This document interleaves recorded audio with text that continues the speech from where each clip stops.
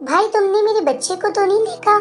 इस औरत ने काशिफ को मुखातिब करते हुए परेशान लहजे में पूछा। काशिफ ने जवाब देने की बजाय पलटकर खौफजदा निगाहों से बकरी की तरफ देखा और एकदम कदम रोक लिए। इसके पीछे भागने वाली सफेद बकरी गायब थी। हाँ हाँ, तुम्हारा बच्चा कब्रिस्तान में गया था, इसने औरत की तरफ मुड़ते हुए कहा। ओह, कब्रिस्तान में? क्या वो मर गया था? औरत ने घबराई हुई आवाज में कहा। नहीं, इधर उसका घर है। तुम कहाँ से आ रही हो? काशिफ ने हाँफते हुए कहा। मैं इसे तलाश करने सड़क पर गई थी, मगर वो वहाँ नहीं मिला, तो वापस चली आई, औरत ने जवाब में कहा। वो घर पहुँच चुका होगा खाला, घर जाकर देखो, काशिफ ने कहा। अरे, कहीं तुम मेरे बच्चे को ज़िबा करके कब्रिस्तान में तो नहीं फेंक आए हो? अचानक औरत ने चीखते हुए कहा। तुम्हारा लिबास खून आलूदा है, जल्दी बताओ, तुमने मेरे बच्चे को कहाँ दफन किया है? इसकी बात सुनकर काशिफ घबरा गया। इसने जल्दी से अपने लिबास पर नजर डाली तो इस पर स्याह धब्बे नजर आ रहे थे, जो यकीनन खून के थे। काशिफ एक बार फिर दहशत महसूस करने लगा। न जाने इसकी कमीज पर खून कहाँ से लग गया था, जबकि चंद दिन पहले इसका लिबास बिल्कुल बेदाग था। औरत की आंखें नीम तारीकी में कांच की तरह चमक रही थी। मेरे साथ कब्रिस्तान चलो और मुझे इसकी कब्र दिखाओ, वरना मैं चीख चीख कर लोगों को इकट्ठा कर लूंगी और तुम कत्ल के जुर्म में फांसी पर चढ़ा दिए जाओगे, औरत ने धमकी देते हुए कहा। मैं इसे कत्ल नहीं किया, खाला, तुम जाकर घर में देखो, वो जिंदा था, काशिफ ने कांपते हुए कहा। झूठ मत बोलो, अगर तुम सच्ची हो तो मेरे साथ चलो, घर चलो मेरे, औरत ने गजबनाक लहजे में कहा।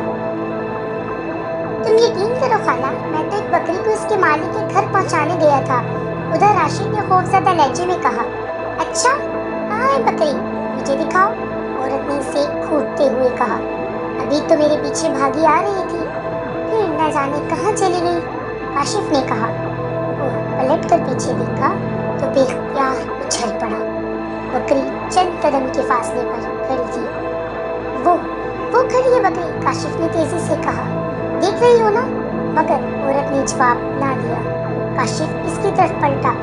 दूसरे ही लम्हे खौफ की शिद्दत से इसका दिल सीने में इतनी जोर से फड़कने लगा जैसे अभी सीना फाड़ कर बाहर निकल आएगा। वो औरत गायब थी और दूर तक इसका नामो निशान ना था।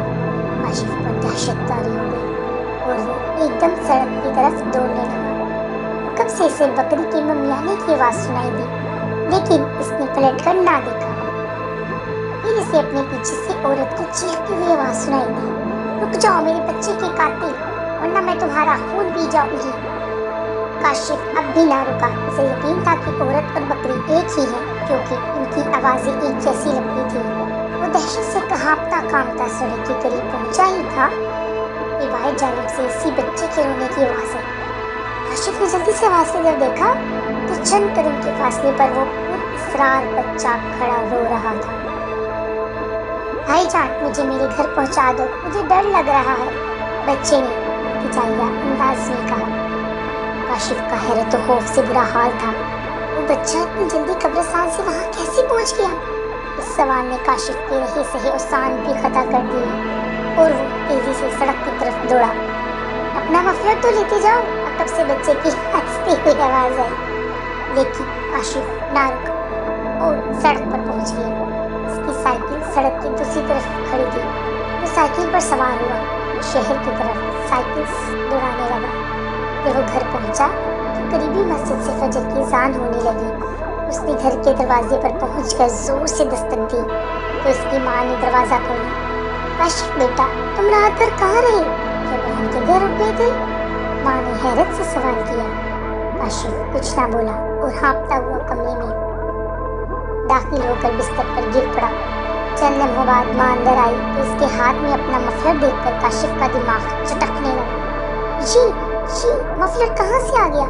उसने खौफजदा लहजे में माँ से पूछा। साइकिल के पीछे कैरियर पर पड़ा था। माँ ने कहा, तुम हमेशा चीज़ भूल कर आ जाते हो। काशिफ कुछ ना बोला और आंखें बंद करके सोचने लगा कि मफलर तो बच्चे के पास था। साइकिल के कैरियर पर मफलर किसने रखा? यकीनन वो बच्चा छलावा था जो पहले बकरी फिर बच्चा और फिर औरत बनकर इसे दहशत सदा करता रहा। अगर आपको हमारी वीडियो स्टोरी अच्छी लगी है तो हमारे चैनल को सब्सक्राइब कीजिएगा और लाइक कीजिएगा। फिर मिलते हैं अपनी न्यू स्टोरीज के साथ।